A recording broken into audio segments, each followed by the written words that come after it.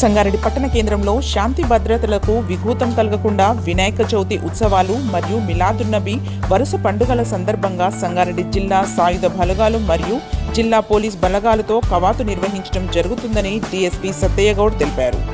ఈ కవాతు ముఖ్య ఉద్దేశం ప్రజల్లో అభద్రతాభావం పెరగకుండా ఉండేందుకు, ప్రజలు శాంతియుత వాతావరణంలో పండుగలు జరుపుకునే విధంగా అసాంఘిక కార్యకలాపాలకు చోటు లేకుండా చేయడానికి సంగారెడ్డిలోని కల్వకుంట రోడ్, నాల్సబ్గడ్డ, శివాజీనగర్, నేతాజీనగర్, భవానీ మందిర్ ప్రధాన వీధుల గుండా ఈ ఫ్లాగ్ మార్చ్ నిర్వహించడం జరిగిందని ఆయన తెలిపారు. ఈ ఫ్లాగ్ మార్చ్లో పట్టణ రూరల్ సిఐలు, ఎస్ఐలు, జిల్లా సాయుధ బలగాలు, పోలీస్ బలగాలు పాల్గొన్నాయి.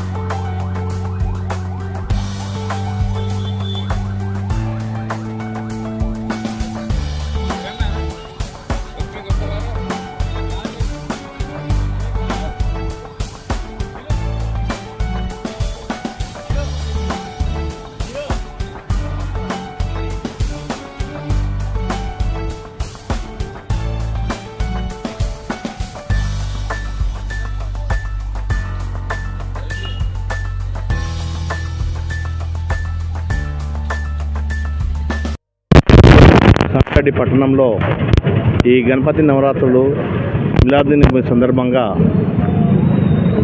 మన జిల్లా సాయుధ కేంద్రంకు సంబంధించిన సాయుధ దళాలు మరియు పట్టణ పోలీస్ స్టేషన్, రూరల్ పోలీస్ స్టేషన్కి సంబంధించినటువంటి సిబ్బందితో ఫ్లాగ్ మార్చ్ నిర్వహించడం జరుగుతుంది.